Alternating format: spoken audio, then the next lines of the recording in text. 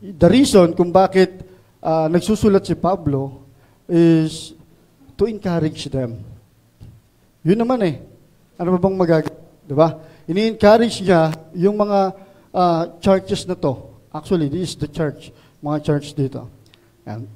Kasi kung babalikan po natin kung bakit si Paul nagsusulat diyan, kasi etong ang target niya dito, magkaisa yung mga believer sa Efeso. Bakit? Kasi itong Ephesian church na to, halo na to. Hindi na to pure Jewish. May halo na tong Gentiles. So magkaiba na sila. Kaya ang gusto ni Paul dito, in-emphasize niya, na each of you merong part. Hindi porket Jewish kayo, kayo lang. Diba? Inopen yan. Pati Gentiles ay winning na din ng ating Panginoon. Amen?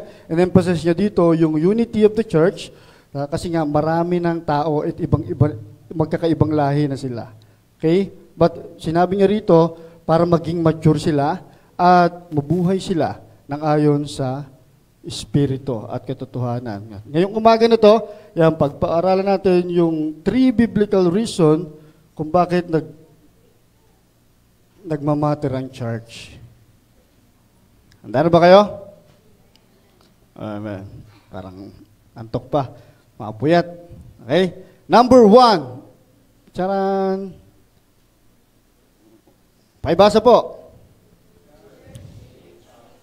By truth. Okay. Pag-aaral natin yung umaga. Number 2, in love. And number 3, amen? The church shape us by truth. Ang sabi dyan sa Ephesians 4:15, pinag-aralan natin, instead, speaking truth in love, we will grow to become in every respect the mature body of Him who is the head, that is Christ. Ano ibig sabihin nito? Yung church, hindi to basta community lang ng mga kaibigan mo. Hello? Hindi lang to basta makikita mo yung mga friends pagka every Sunday magtitipon-tipon tayo. Mare, pare, meeting place. Hello? Kasi mga Christian. Diba? Pare-pares kayong Christian. Kaya dito yung namimit si Mare, tsaka si yung ninong at ninang, tito, tita. Okay? Church shape us by truth kasi dito sa church na dito yung sinasabi yung katotohanan. Hello? At hindi lang kayo pinapaalaman ng katotohanan, kundi para ipamuhay din natin yung katotohanan na yan. Kaya nga minsan may nasasaktan sa church kasi yun ang totoo. Nagigets nyo na po? Diba? Kahit masakit, ang hirap magsabi ng I love you, kapatid.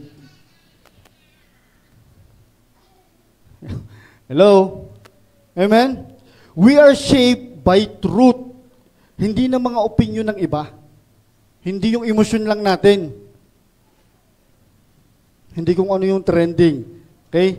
But yung truth, dun sa unchanging, yung hindi nagbabagong salita ng Diyos, dun tayo nakabase. Amen? At the church shapes us by truth, through preaching. Tama? Amen? We hear God's truth and proclaim it boldly. Sabi dyan sa Timothy, preach the word. Be prepared in season and out of season. Correct, rebuke, and encourage with great patience and careful instruction. Okay? Nalalaman natin ang katotohanan sa pamamagitan ng preaching. Hello? Diba? Minsan masakit magsalita si pastor eh. Si brother masakit magsalita. Pero hindi naman tinatago sa inyo yung katotohanan na gano'n. Okay nga masaktan kayo eh. Ibig sabihin, may improvement. Hello? Pag hindi ka nasasaktan, magtaka ka na. Baka manhid ka na. Hello? Kaya okay pa yung nasasaktan. Pain is blessing. Okay? Amen? Then, pangalawa, sa teaching. Nalalaman natin, kasi ang pagtayo sa unahan, hindi lang naman more on preaching. Minsan ginagawa rin natin yung pagtuturo. Hello? Nalalaman natin yung about doktrina, yung pagkaunawa, sa tamang pagkaunawa ng salita ng Diyos. Amen? At sabi sa Titus, we must hold firmly to the trustworthy message. Now, it has been taught so that it can encourage others by the sound doctrine and refute those who oppose it. Okay? Makikita natin daw pati yung mga error ng mga salita na yan. Hello? Kaya dapat nag-aaral. Nag-aaral din ng salita ng Diyos. Diba? At dito, nalalaman din natin sa church na to kung ano yung mga false doctrine na nalalaman natin. Okay? Yung mga maling katuruan patungkol sa mga kung anong bagay, yung mga pamahiin, yung mga panahong panigopong-kopong, tinatawag nila, na wala namang significance sa buhay natin. Ginagawa lang natin kasi ginawa nila dati. Hello? May ganun ba tayong bagay? Hello? Ginawa nila dati, kaya mo lang ginagawa. Pero hindi mo naman talaga napatunayan yung sarili mo. Bakit ka pa talaga ginagawa yung mga bagay na to? Amen? At syempre, God shaped us by truth sa fellowship.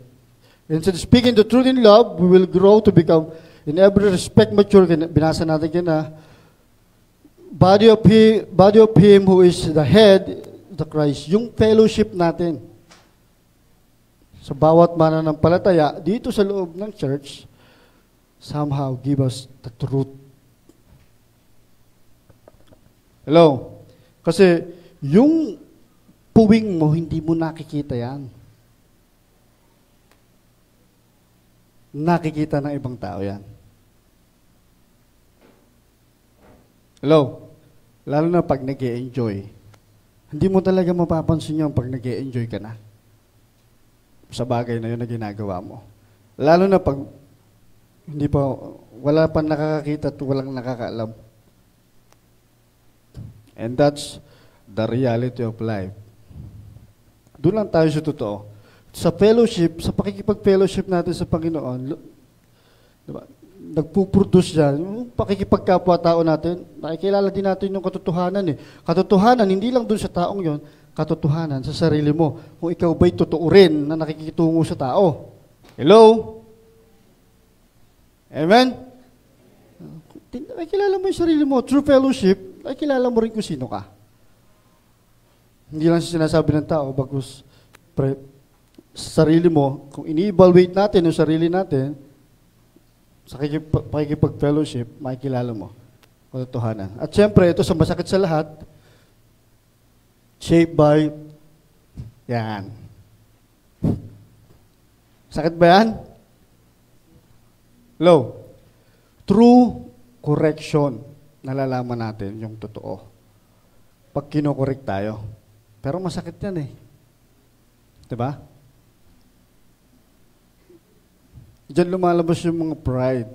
But ang sabi sa Galatians, babasahin natin ang Galatians, sabi niya, brothers and sisters, if someone caught in a sin, you who live by the Spirit should restore. Yan, ikaw magko-correct. Okay? That person gently. Ano sabi?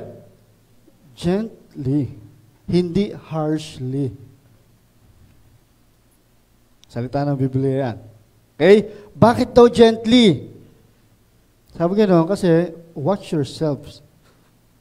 Baka ikaw din, balang araw, magawa mo yun. Hello? Diba? Kaya ka magkokorek ka gently.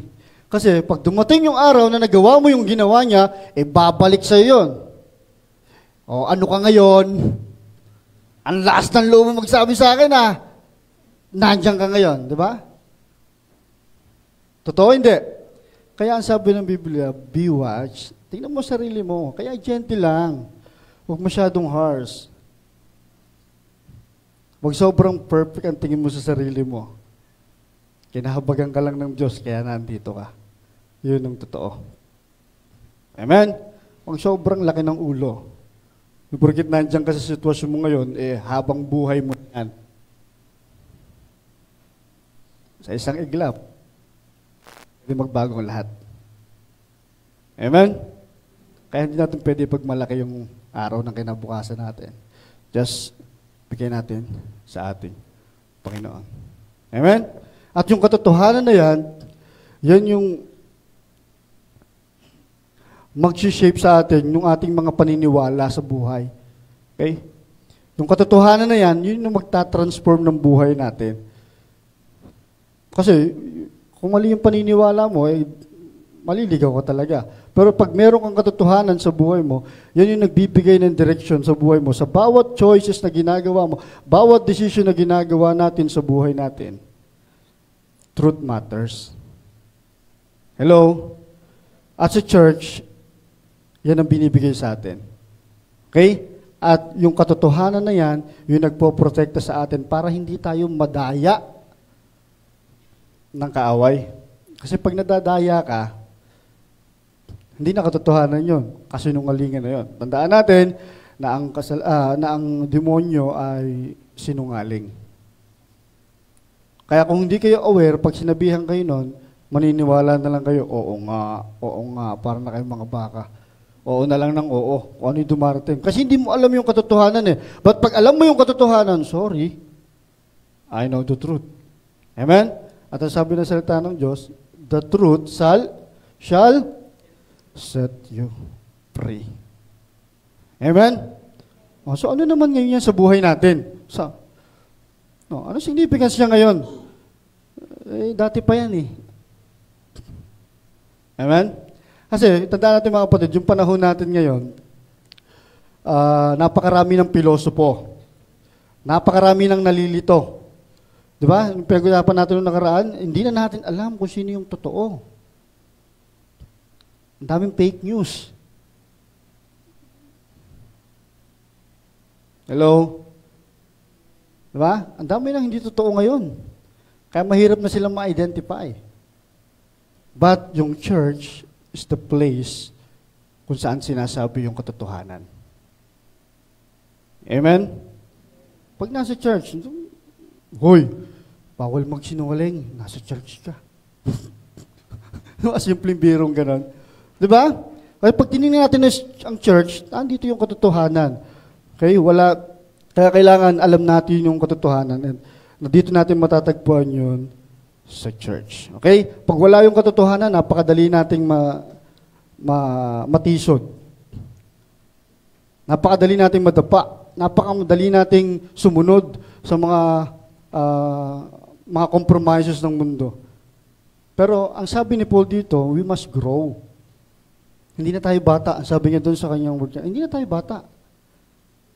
Kung dati, bata pa, ngayon, matanda na kayo eh. Para hindi kayo, kailangan mag-grow kayo. Bakit? Para hindi kayo basta-basta natitinag pag dumating yung malakas na bagyo ng buhay, hangin ng buhay.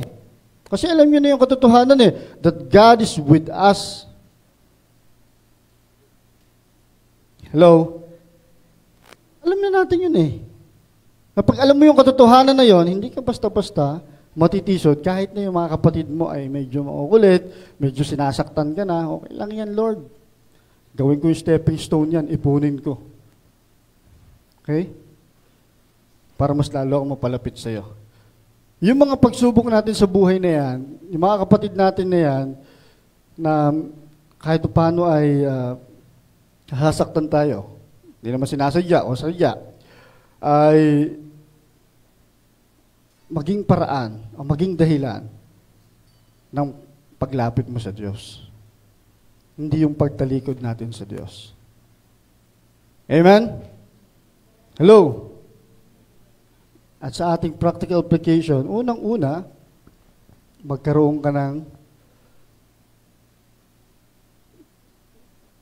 regular na pag-attend sa church. Okay ba yan? Hello? Kasi dito nalalaman ng katotohanan eh. Di magkaroon ka ng regular. Kung saan, siyempre, doon ka, piliin mo yung church na faithfully nagpipreach ng katotohanan. Hindi yung kasinungalingan. Kaya tayo mga Kristiyano, requirements natin yung magdala ng Biblia. Taas ang may mga Biblia. Patay. Sorry tayo dyan. Buti na lang meron sa church. Pero bilang mga anak ng Diyos at naniniwala sa salita ng Diyos, dapat lagi mong dala. Hello? Amen? Hindi ka nga nahihiya dati, pag ganun ka pa eh. Diba? Hindi ka nga nahihiya dati, pabili nga po. Wow. Yung iba hindi na alam yun. Luma na kasi yun eh. Colt 45, sabi nga. Hindi ka nahihiya nun. Diba? Hindi ka nga nahihiyang gumagawa dati ng mali eh. No, yung sisiga-siga, hindi ka nga nahihiya eh. Pero yung pagdadala ng Biblia, alam niyo kung ba't nahihiya magdala ng Biblia? Natatakot, baka lukuhin. Uy, baka lumagpas ka sa langit, bro. Kaya nahihiya magdala ng Bible eh. Hello? Kinahihiya natin yung salita ng Diyos na buhay natin araw-araw. Amen?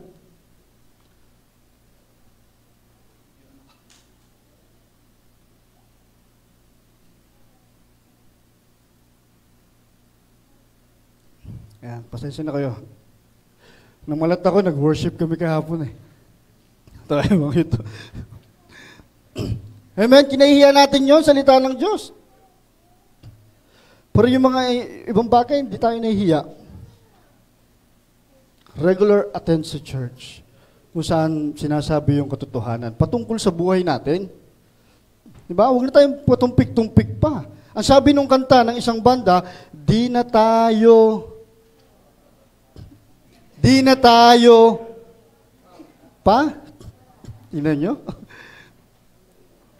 Hindi na tayo pabata. Habang nagkakaedad, habang nagkakaisip, nagiging seryoso sa buhay. Hello?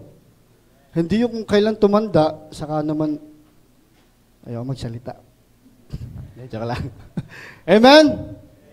Okay. Attend Bible studies, discipleship. Kung saan nire-reveal yung katotohanan patungkol sa Diyos. Meron ba? Prayer meeting. Parang wala tayong Bible studies, no?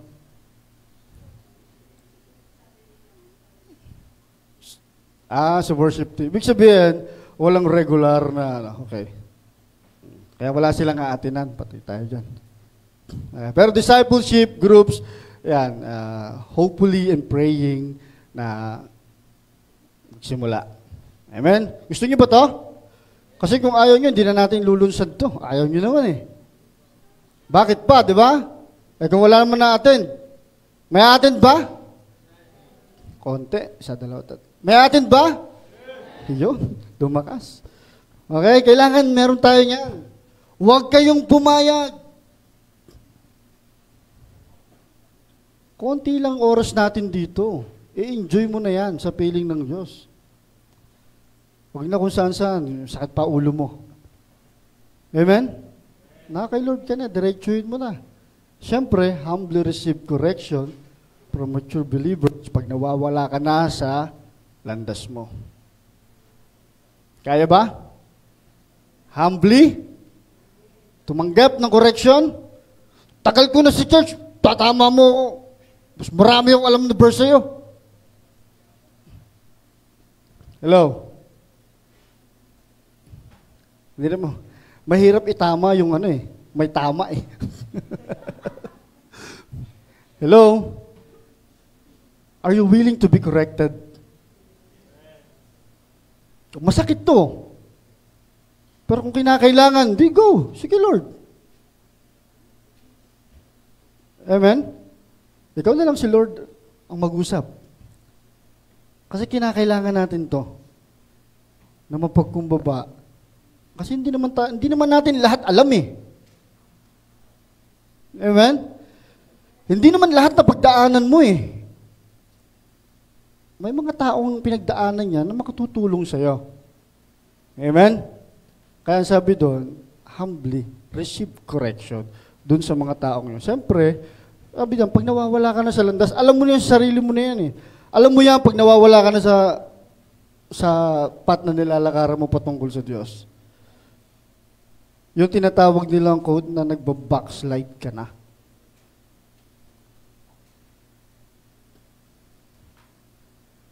Hello? Alam mo sa sarili mo yon? Pag dumating yung time na wala ka ng gana sa pagbabasa ng Biblia, pag dumating yung time na wala ka ng gana umattend ng mga gawain, pag dumating yung time na wala ka ng ganang manalangin, i-check natin yung sarili natin. Hello? Dumarating yan sa buhay ng mga Kristiyano. At yun yung mga bagay na ipinaglalaban natin. Hindi hinahayaan yung mga bagay na yun. Kasi nasa danger zone ka na. Sa simula pa, hallelujah ka na dito, hanggang pa-exit ka na. Hello? Amen? Be teachable, willing to be corrected. Diba? I stand to be corrected. Ako, willing po ako, i-correct niyo ako, walang problema. Kasi hindi ko maalam lahat eh. Amen? Natututo ako sa inyo, natututo kayo sa akin. Ganun. Ang buhay, pananampalataya. Sa kapatid natin, ganun. Natututo ka sa kanya. Lahat ng pwedeng matutunan, kuhain na natin. Para sa atin yun eh. Hindi naman yung tinuturo, para sa kanya eh. Amen? Kaya ang bawat maririnig yung salita ng Diyos, act yan. Hindi yung sayang. Dapat nandito si sister eh. Hello? Kaya nga sa'yo pinarinig yan dahil para sa'yo eh. Amen? Oh, huwag may bigay sa iba. Para sa'yo yan. Okay? Then, don't just hear the truth, but live it out and speak with love to others. Hindi yung narinig mo lang katotohanan, kailangan isa pamuhay mo. Kailangan nakikita yung ebidensya. Okay? At syempre, speak with love. So, alam na natin yung totoo, masakit yan. Kaya nga sabi ni Lord, gently. Masakit yan eh, gently. Gently. Pasensya na kung minsan hindi nagiging gently, pero sabi, gently. Kailangan natin sundin yun. Amen? Amen? Okay. Yung church, hindi naman to yung, tulad dito, nakatayo ako, ni-entertain ko kayo. Hindi naman po entertainment ang church.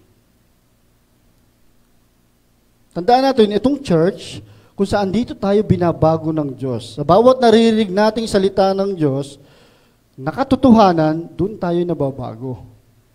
Amen? Hindi tayo pupunta ng church para ma-entertain lang.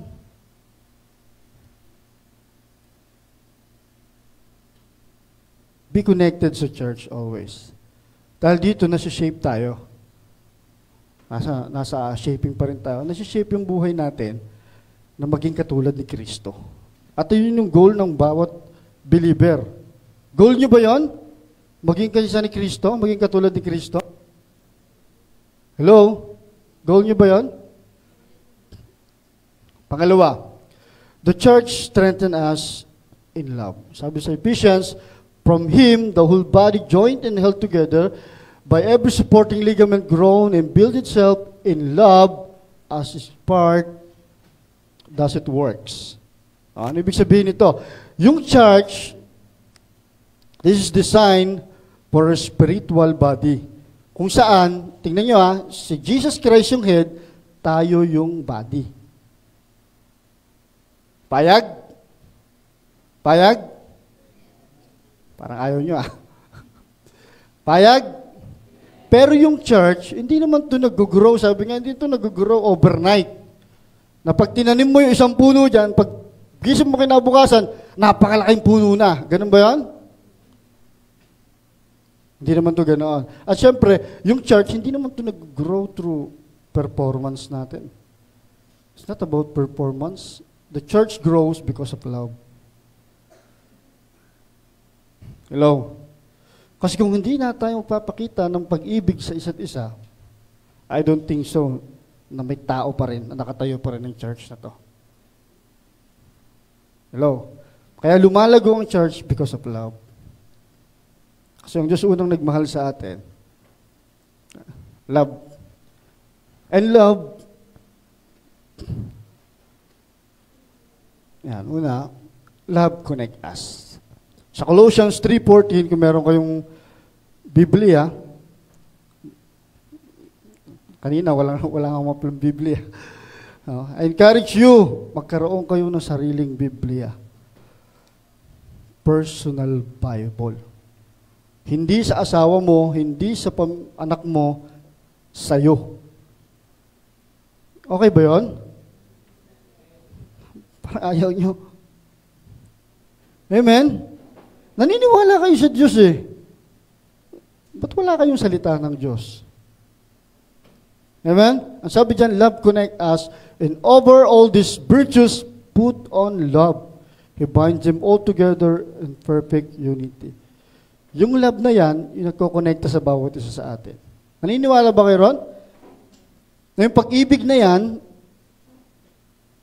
yan yung dahilan kung bakit nagkakilala tayong lahat. Amen? Yung pag-ibig ng Diyos na yan, na nasa iyo, kaya okay lang sa'yo yung katabi mo eh. Diba? Kaya tanggap mo yan kahit sino yan eh. Lalo na katabi mo, asawa mo. Nako, tanggap mo yan. Amen? Kahit na sino pa yan. Amen? And number 2, kanina, love build us. In 1 Corinthians, sabi gano'n, 8, now about food sacrifice idols, we know that we all possess knowledge, but knowledge pops up, nawala, while love builds up. Yung pag-ibig, nagbi-build up. O, sa atin, paano tayo binibuild ng pag-ibig? Dito sa church. Diba? Sabi doon, pinapalakas tayo through love. So, kinakailangan ma-build up tayo ng love dito sa church. No? By grow. Mag-grow tayo sa bawat isa sa atin. Wala na yung dati mong pagkatao. Hindi pwedeng lagi ka nalang tinatanggap. Ikaw naman yung tumanggap. Yun yung mahirap sa isang tao. Na ganito na ako. Tanggapin niyo ako. Ganito ako. Ayun ba yung sabi ng salita ng Diyos? Ayun ba yung sabi ng salita ng Diyos? Hindi eh. Kailangan ikaw mismo mag-submit eh. Diba? Pwede mo ba sabihin sa mga hindi mananampalatayan, hoy, tanggapin mo ako, ganito na talaga ako eh. E di wala na pumunta sa church. Tama? So, kailangan nga natin ma-transform dito sa church. Pag walang transformation, wala. Walang growth, don't expect.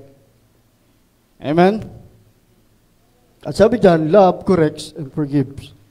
Hindi lang siya nagko-correct issue, na papatawa din siya. Amen?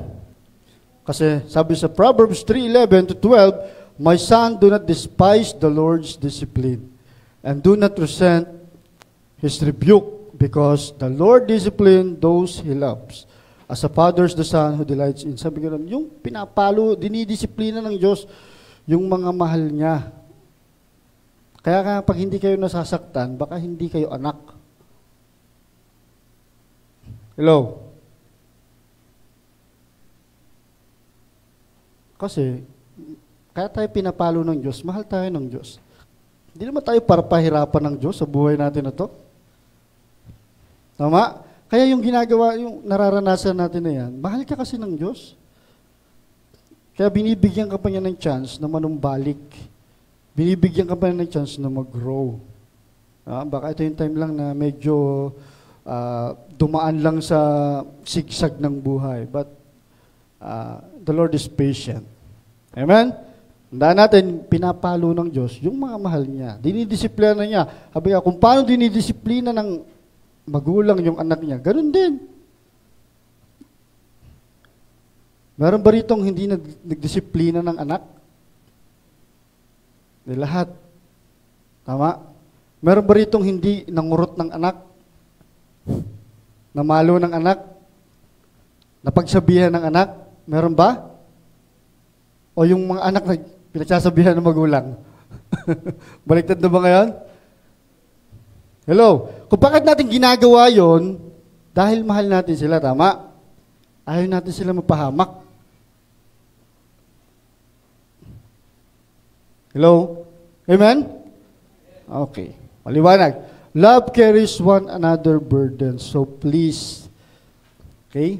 Sabi sa Galatians 6, carry each other burdens. It is the way you fulfill the law of Christ. It is not my command, it is the command of the Bible, command of Christ. Kung pupulfill mo yung law of Christ, pagka nag-carry ka ng dalahin ng iba. Paano ba dalhin? Paano ba dalhin yan? Akin na. Ibig sabihin, yung simpleng pagsabi niya sa'yo, actually, na-divide na yung nararamdaman niya. Nalesi na yung bigat ng pakiramdam niya. Hello? Kasi meron na siyang taong pinagkakatiwalaan na mananampalataya na hindi siya i-chismis, kundi ipapanalangin siya. Amen? Hindi na uso sa atin yun. Meron tayong i-chismis dito, i-chismis natin yung salita ng Diyos. Amen? Pero lagi magdalahan tayo. Actually, pray for us, pray each other. Yan yung pagdadalahan ng mga burden natin eh. Namumultiply niyan, napapagaan niyan. No, kaysa maipag-usap tayo, sabi, kausapin mo yung kahoy. May gumagawa. Sabihin mo sa puno para gumaan.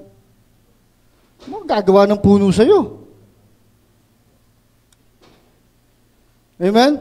Di sabihin mo dun sa kapatiran mo, i-share mo yung nararamdaman mo. Sa magagaan, luluwag, makakahinga ka ng maluwag. Amen? Amen? At dyan tayo pinapalago ng Diyos sa pamagitan ng pag-ibig na yan. Okay? Kasi bakit? Kasi ngayon, sa sitwasyon natin, sa era na meron tayo ngayon, usong-uso na kasi yung division. Tama? Yan, usong-uso yan. Lagi na lang galit. Ito yung era ng palaging galit, palaging dabog. Tapos, yung palaging, tawag dito, nagbibitray. Mahilig manlamig. Kaya yung church, dito tayo gustong dumanas ng kagalingan sa buhay natin. Kaya mga tao, laging naglulong for church. Kasi inisip nila, magiging maayos yung buhay ko sa church. Yun yung mindset. Kasi sa church, mababait yung mga tao. Yun ang tingin. Tama? Hello? Kaya nga pag nakitaan ka ng konting mali, lagi sinasabi sa'yo, nag-church ka po naman. Di ba? Kaya lagi sinasabi eh. Sa church, nakakaranas sila ng masarap na pakiramdam.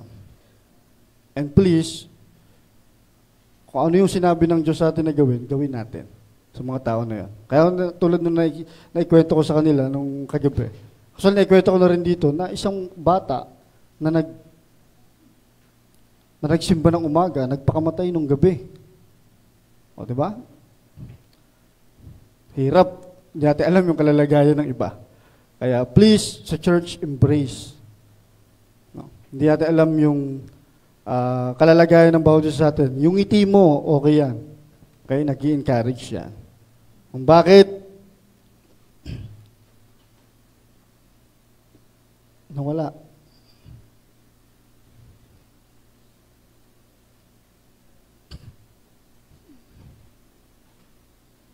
Sorry. Pasuyo po. Ayan. When we love one another, napapalakas tayo. Hello? Yung may hina, lumalakas pag mahal mo ang isang tao. Pag mahal mo yung kapatid mo. Amen? Na hindi pala ako nag-iisa. May mga tao palang tumatanggap sa akin. Kaya napaka-importante na sa church, nararamdaman tong pag-ibig na to. And we're strengthened. Kaya nagmamatter ang church kasi gawa nito. Okay? And yung hurting, nako-comfort. Kapatid! Kapatid! Tama? Meron kang inihingahan. Hindi yung magpapaalam na kagad sa malupit na mundo. Sa sobrang bigat ng kalalagayan mo. Actually, pag meron kang nag-share ka sa isang kapatid, magugulat ka nga eh, na yan lang pala yung problema mo, mas matindi pa pala yung problema nun. Eto lang yung pinagdaanan ko, todo hugulgul na ako, yung kay sister niya, grabe pala yun. Oh, hindi ka ba na-comfort nun? Kay brother, eto pala pinagdaanan yan, eto sa akin lang. Amen? And the lonely are embraced.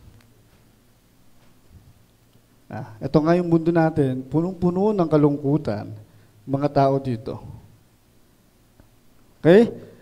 Maraming malulungkot, di mo lang alam. Kaya nga dito, niyayakap natin sila. Walang tinatanging tao. Hindi pwede yung mga mayayaman lang, i-welcome natin dito. Hello? At yung mga walang kaya, ayaw mo na? Kaya, yan naman sa Diyos yun. Hello? Dito sa lugar na to, yung church, ini-embrace natin ng mga tao na yan. Especially, yung mga wala nang inaasahan kundi yung Diyos. And that's the blessed. Okay? Siyempre, yung divided, nare-reconcile. Amen? Sa church po, nangyayari yan. Okay? Importante yan. Na yung magkaaway, ipagbati, gumit na. Yung pala yan. Amen?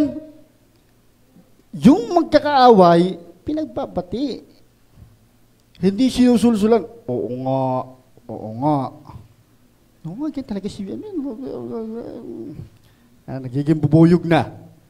Okay? Kung bakit pinag-uusapan yung mga bagay na to, sabi niya kasi, by this everyone will know that you are my disciple if you love one another. Nalalaman niya na totoo ka kay Kristo pag mahal mo ang isang tao. Amen? Amen? Yun yung proof that you are disciple of God. Kasi marunong ka magmahal. First, huwag ka lang umattend sa church. Ito yung application natin. Belong and build relationship. Okay ba yun? Kung hindi ka nila nilalapitan, ikaw na lumapit. Hello? Huwag na tayo magpa-artista effect na nalapitan na. Ay, dito ako. Ikaw na lumapit. Hello? Bigay mo sarili mo. Mahirap. Baka kasi i-dead man nila ako. Takot kasi sa rejection ng tao eh. Ayaw nila. Kaya ayaw nilang i-present yung sarili nila o wala silang confident kasi nga hindi nila alam na anak sila ng Diyos. Hindi nila alam yung kalalagayan. But pag alam mo yung kalalagayan mo sa Diyos, sorry. Diba? Build relationship sa church, sa mga kapatiran. Be involved. Amen? Be intentional in showing love, pakikinig, pananalangin, siyempre, pagkapatawad, at paglilingkod. Be intentional sa pag-ibig, sa pakikinig. Hindi lahat gusto ng payo. Gusto lahat, iba gusto ng yakap. Hello? Pray for others. Kailangan ng panalangin. Be intentional in prayer.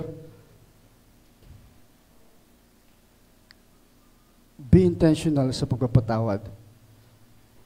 It is not, ito yung sa natutunan ko sa pagpapatawad, it's not the person na nagkasala sa'yo. Ikaw talaga. Yung karakter mo. and forgiving. Okay? And serve. Be intentional in serving. Kumbaga sa classroom, ma'am, pag may tanong ang teacher, ma'am, ganun, be intentional. Sa church, ako na, salamat ako sa buhay ng mga nagpa-participate. Hindi sayang yung ginagawa nyo para sa Diyos. Amen? Sa paglilingkod natin, be intentional. Masyado na tayong matured na, para magpabebe pa tayo sa mga bagay na yan. Ikaw mismo, sarili mo. Huwag mong i-isolate yung sarili mo. Walang ganun. Walang lumalagong ganun. Walang nagmamature na ganun. Amen? And when others are hurting, be the one who reaches out. Hindi madali ito. Lalo na, diba? Pag merong nasasaktan, ikaw na kagad yung mag-reach out. Naalala ko yung time na kami mga youth, yung mga babae sa aming youth before, mga sumpungin eh. Konting kibot, walk out. Si walk out yung mga yun eh. Sa praise and worship, walk out na lang bigla yun. Pag nasaktan, hindi dapat ganito yung kayo na. Walk out na yun. Ako po. Wala kang magagawa, habol. Hindi na. Susuyuin mo na. Pero, sa madaling sabi, yung mga nasasaktan, hindi mo na kailangan maging, sabi ko nga katabi, hindi mo na kailangan maging tama. Tapos lalayo sila sa Diyos. Amen? Huwag na ganun. Di ba na, sige na, mali na ako. Lapit ka na sa Diyos. Hindi ko kailangan patunayan sa'yo sarili mo, tapos lalayo ka. Ako nga nanalo, pero lumayo naman siya. Okay ba yan? Hindi. Hindi mo laging kailangan patunayan ng sarili mo maging tama ka. Yung tao yung importante. No? Kung hindi mo naman di ka wala na, just be humble. Babang mo sarili mo. Tandaan mo, kinahabagan ka lang. Lagi tatandaan, kinahabagan ka. Kaya wala kang karapatang magyabang-yabang. Amen? At when you're struggling, share mo sa church. Hayaan mo panalangin ka ng church.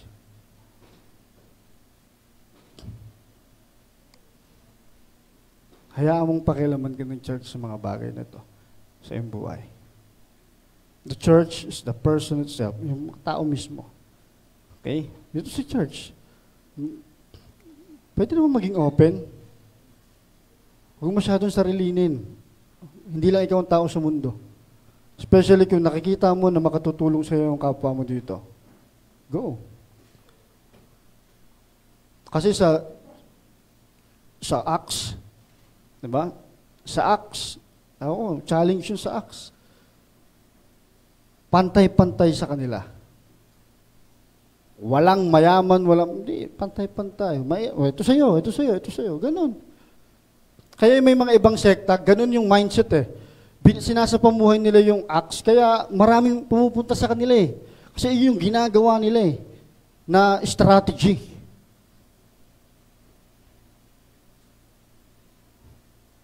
Nabablind sila ng mga ganung bagay.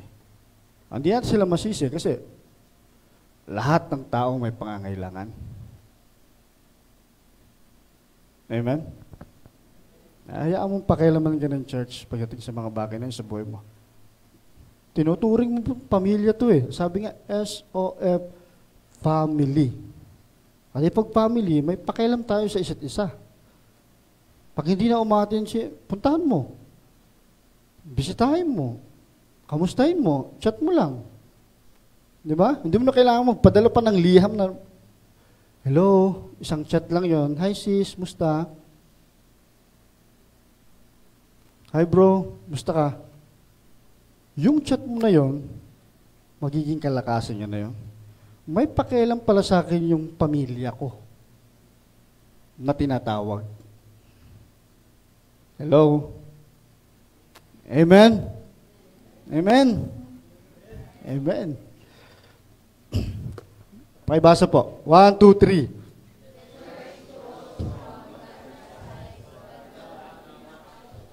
Amen. nag-grow ang church, okay, nagiging strong, hindi yun dahil sa dami natin, sa laki, but sa love na umiiral doon sa church. Hello? Na wala kang tinatangi. Amen? Amen? Kasi yung church na walang pag-ibig, parang isang tao na wala ng buhay. Anong pakinabang? Wala. Hello? Tandaan natin, itong church, dapat nagbibigay ng kalakasan sa isa't isa. Sa bawat isa sa atin. Sa pamamagitan, siyempre, ng biyaya ng Diyos sa buhay natin. Pag ikaw nakakaluwag-luwag, kinumpi ka ng Diyos, go. Huwag mong pahirapan yung sarili mo. Actually, that's our practice before. Doon sa pinanggalingan ko. Maraming kabataan kasi. Pag ikaw kinausap ng Diyos, show. Bigay ka ng love sa kanila. Kausapin mo sila, intentional na kausap. Diba? Kaya nauso yung mga kape-kape na yan eh. Be intentional sa pakikipagrelasyon sa kanila. Huwag mo itangi yung sarili mo na, porkit ano ka, duduro ko ng church, hindi ako pwede. Bawal ako masagi. Ganun. Pastor ka, hindi. Pag pastor dapat, hindi dapat. Maraming ganun, pero no, that's not the church. Kasi yung church, nagbibuild ng relationship sa bawat isa. Amen? With love. And number 3, the church send us what? Sa mission. To equip His people for works of service so that the body of Christ may be built up. Oh, hindi lang tayo basta tinawag. Okay? Hindi lang to para tayong nasa isang barko. Kung saan na-enjoy lang natin ang puri sa Diyos. Ganun-ganun lang. But this is our training ground. Sabihin mo sa katabi mo, training ground. Niniwala ba kayo? That this is our training ground? Amen? Dito tayo inuhubog ng Diyos. Sa lugar na ito. No? Ito yung ating, kumbaga, ang tawag yun sa kuta. Kuta. Ano ba tawag kuta? Ano ba? Parang, anong tawag doon? Sa kuta? Anong kuta? Kampo. Yun, yung mga kampo natin. Ito yung kampo natin. Bilang mga mananampalataya ng Diyos. Thank you. Okay? Pastor and teachers equip the members. Kasama sa training yan. Hello? Diyan tayo tinitraining. Kasi training ground nga natin to eh. The members, syempre, mag-work of the ministry. Hello? Kaya hindi pwedeng ano lang, na puro leader lang. Kasama tayo lahat. Okay ba yun? Parang ayaw nyo na pagtrabaho na. Kasama tayo lahat. Okay. Kasi mission na to eh. Pag-uusapan talagang mission, ano. Sorry, busy ako. Yan. The church sent us into our daily life. Tandaan natin yan. Training ground natin to kasi may kanya-kanya tayong pupuntahan paglabas natin dito. Hello? Ang sabi diyan, bilang estudyante, bilang workers, bilang parents, missionaries, at bilang saksi ng Diyos sa labas. Tinitrain tayo dito kasi pupunta tayo dyan sa mga lugar na yan. Sa eskwelahan, sa trabaho, sa negosyo, bilang magulang, sa pagbimisyon, kung meron man, at syempre sa pagiging witness ng Diyos dito. Especially sa lugar na to. Okay? Sabi sa Matthew 28, pinaikli ko lang, go and make disciple of all nation. Lahat yon. Okay? At ang church, hindi lang siya nag-i-exist para i-gather yung mga tao. Nag-i-exist ang church para magpadala. Pwede ba namang nagtitrain kayo dito, parang lalaki na, pinapataba lang kayo dito? Hindi naman ganon. Yung kaisipan na pag mayroong training, merong sending. Hello? Tama po ba? Pag may training kang pinuntahan, hindi naman, training ako, tapos tatambay ako. May ganun ba? May ganun ba? Nag-training ka, tapos tumambay ka. Natural, pag may training, meron kang laban na bubuntahan. Di ba? Nagigets niyo po? Amen? Kaya yung church, hindi nag-i-exist to para i-gather lang tayo. Ipunin, hanggang sa dumami. Hindi lang tayo nag-iipon. Nagsisend tayo ng mga taga-ani ng mga kaluluwa. Nagsishare ng salita ng Diyos. Amen? Kung bakit natin sinasabi to, kasi mga church ngayon, kontento na lang dito. Attend Sunday, okay na ako dito. Nakisimpa naman ako, okay na yun. Tandaan natin, mga kapatid, that we are God's ambassador. Doon sa mga area kung saan Kanya itinalaga. Sa trabaho mo, sa eskwelahan mo, sa pamilya mo, ambassador ka ng Diyos. Ano bang ginagawa ng ambassador? You represent, tama ba?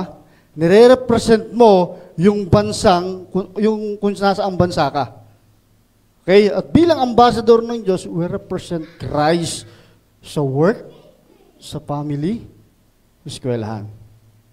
The question is, nire-represent mo ba ang ating Panginoon sa mga lugar na yan? Hello? The question is this. Okay? Every believer is a minister, not just a pastor.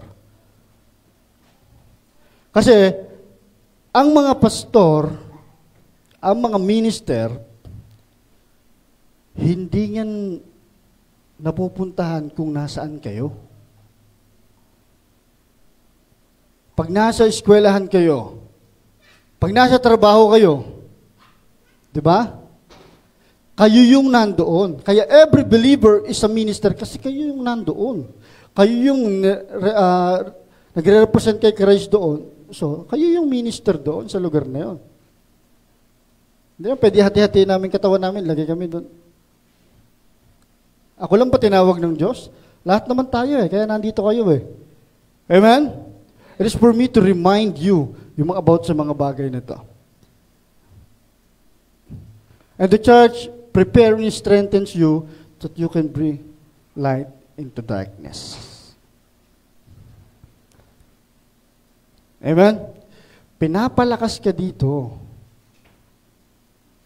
para nagliliwanag tayo sa labas. Para yung nadidiliman, maliwanagan. Hindi yung nadidiliman, mas lalo malugmok. Okay, kaya tayo nandito sa church, kaya tayo pumupunta ng church para maliwanagan tayo. At sa ganon, maliwanagan din sila. Pasa-pasa lang.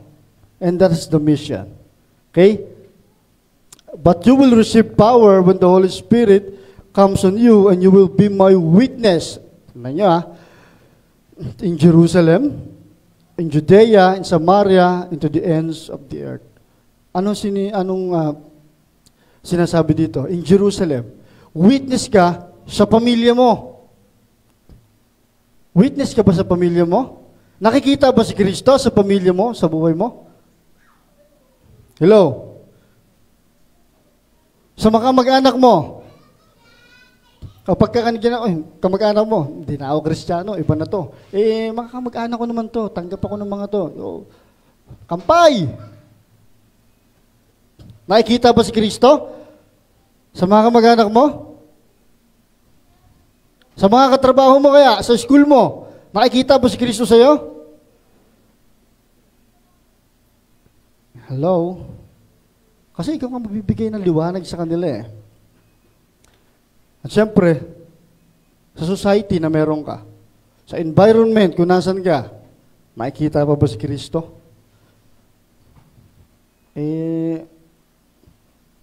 Hindi mo nakikita ni Pastor, okay lang yun. Dahil mo, simula na yan ang pagtalikod mo pag ginagawa mo yung mga bagay na yan. Okay, ang practical application natin, tandaan natin, kasi kung bakit nakalagay dyan, weak. Ito kasing pag-aaral natin ngayon, yung isa sa pamuhay natin buong linggo. Kaya? Kasi every week nakakalimutan na eh. Kasi ang dami na pumapasok, ang dami natin intindihin, masyado nang busy tayo sa iba't ibang bagay. But this is the challenge. Tanungin mo, Lord, saan mo ba ako isi-send ngayong week? Okay ba yan? Sino ba yung i-encourage ko ngayon? Lord, sino ba yung pagpipray ko ngayon? Hello? Na-experience nyo na ba yan? Na-challenge yung sarili nyo ng ganyan? Lord, sino yung gusto mong puntahan ko ngayong linggo? Sino yung gustong bisitahin ko? Kasi nasa bahay ka lang naman. Hello? Amen? Kaya ba? Hello? Challenge. Okay? Look at your daily life as a mission field. You don't need a pulpit to preach the gospel. Okay? Tignan natin yung mong buhay natin. Araw-araw ng buhay natin, isa misyon. Misyong ginagawa natin sa pagdating sa pananampalataya natin. Napakadaming tao na nangangailangan. Nakakaawan mo siya. Walang magagawa yung ganun mo kung hindi ka kikilos. Hello? Oo, nakakaawa yung tao yan, pero may ginawa ka ba? Tapos pag binangyari sa tao, sana pala. Nakita ko na yan nung wala na. Uli na ang lahat. Sabi nga, kwento na lang. Kwento na lang siya. Amen? Use your spiritual gift in the church, also sa community. Kung anong meron ka, share it. Kung meron kang talento, share it. Especially sa community, kung saan yung mga tao na to, ito yung nakatingin sa atin. Kung meron kang bait, ipakita mo. Ipakita mo sa kanilang mapagpasensya kang tao. Kasi meron kang banal na spirito eh. Ipakita mo.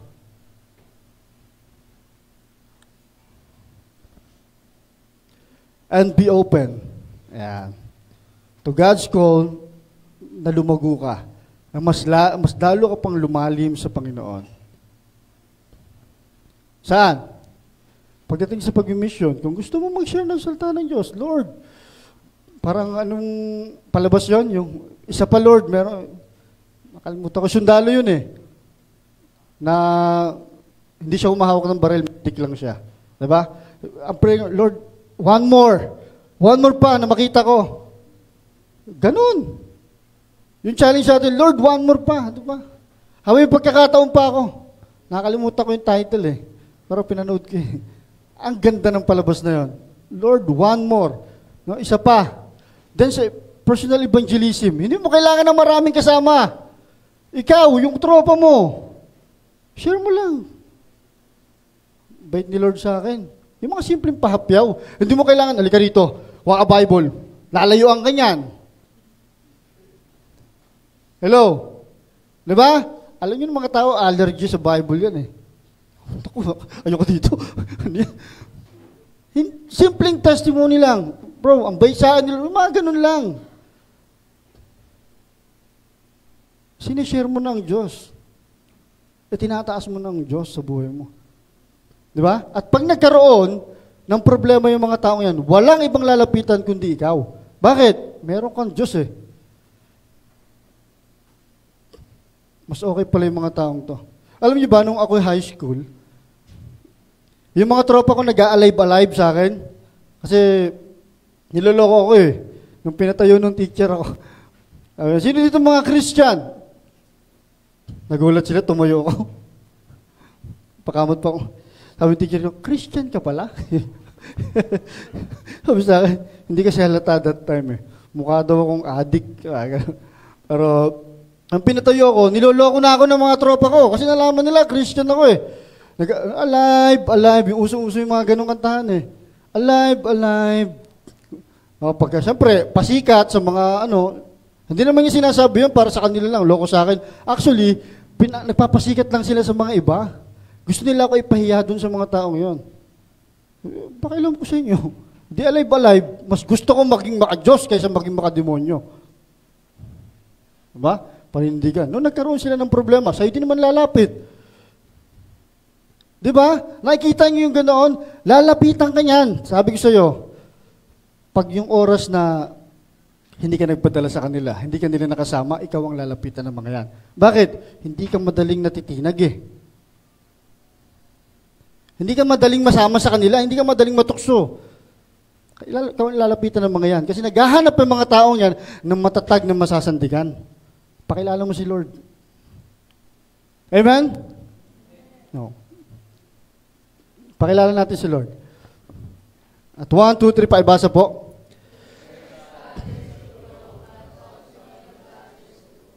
Amen. The church nag-gather yung church. Hindi lang para lumago, para humayo. Hello? Sa kanya-kanyang designated area kung saan tayo nilagay ng Diyos. As a simple, God loves you. Malaking impact na po yun sa mga taong nawawala ng pag-asa. Amen? We are the church. And kailangan tayo ng mundo. Hindi man tayo maging si Superman, pero kailangan tayo ng mundo. Okay? Kailangan tayo ng mga tao na nawawala na ng pag-asa. At tayo bilang mga church ng Diyos, tayo yung pinili niya na magbibit-bit ng good news. Amen? Ng good news.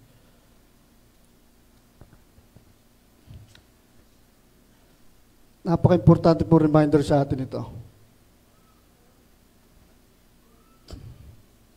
Be reminded. Pasuyo. Naglolo ko na. Sabi niya, tagal mo kasi. Ayan, be reminded of this. We are not saved to stand alone. Tandaan natin yan. Amen? You were saved to stand the church. We belong to the church. You were not gifted just to sit, but to serve.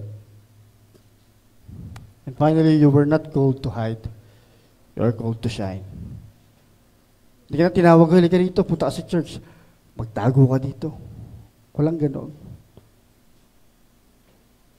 Yung nalaman mo na yan is to expose yung salita ng Diyos. Amen? So huwag nating gawing routine yung Sunday natin. Yung pag-attend natin sa church, huwag nating gawing routine. Okay? Kasi mas maganda to, kung hindi lang tayo dito sa church, kasi we are the church, pati sa bahay, ginagawa natin. Amen? Sa bahay, kasi, tinitraining tayo dito, pero hindi sapat yon. Kailangan meron tayong training sa sarili natin. Disiplina sa sarili natin sa paggawa ng mga bagay na yan. Tama? Kasi kung tinitraining ka dito, kung sa gym, di ba? Kung dito tinitraining, hindi ka kumakain dito ng mga bawal sa'yo, pero pagdating mo naman sa bahay, kinakain mo yung bawal sa'yo. Effective? Hindi din eh. Di ba? Kasi nandito ka lang, nakikita ka lang ng trainer. Pero pag hindi ka na nakikita ng trainer, sorry. Gagawin ko na yung gusto ko. Hello? Ang question sa atin ngayon, kung nakikita mo yung sarili mo, na gumigewang ka na, balik. Intentional sa Diyos. Wala ibang tutulong sa'yo, sarili mo. Kung nagsasabi sa'yo. Be intentional.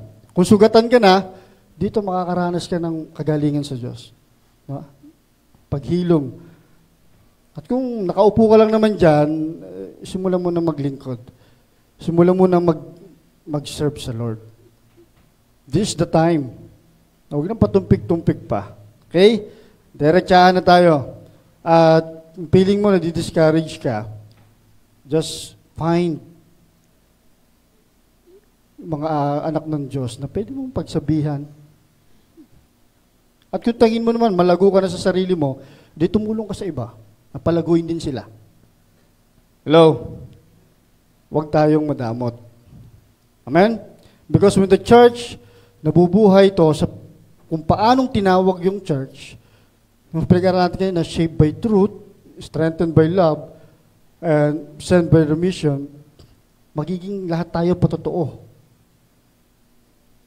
Kung lahat tayo nagiging patotoo, sabi sa inyo, kulang na magiging problema ng church na to, lugar kung saan pagdadausan natin ang pagpupuri sa Diyos. Hello? Magiging testimony tayo. Yung buhay natin ito magiging testimony doon sa mga taong wala ng pag-asa sa buhay nila. To love Christ is to love His church. To follow Christ is to commit to His body. Amen? Bangon tayo. Huwag tayong manatiling nakalugmok. At magpalakasan tayo, siyempre, sa isa't isa. That we need one another. Ito sabi ni Paul, the final word kay Paul. Simula niya, sabi niya dyan, as a prisoner for the Lord, then I urge you, sabi niya, to live a life worthy of the calling you have received. Kung saan ka tinawag ng Diyos, mamuhay ka doon sa pagkakatawag na yan. Be completely humble and gentle as a church. Okay? Humble and gentle. Be patient, bearing with one another in love. Make every effort to keep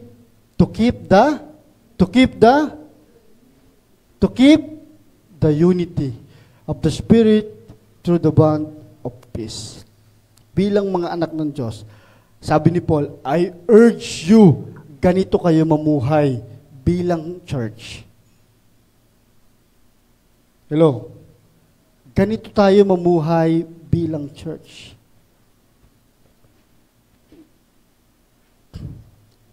Sabi mo sa katabi mo, kasama ka. Sabi mo, kasama ka. Sabihin mo, kasama kita. Yeah.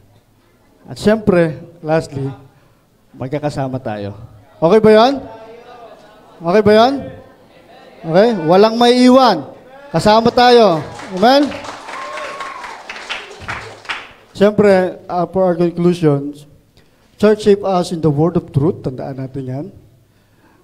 Strengthen us in love to live and reach others for God. And send us on a mission to fulfill yung purpose ng Lord sa buhay natin. Amen? Palakpakan natin ang Panginoon.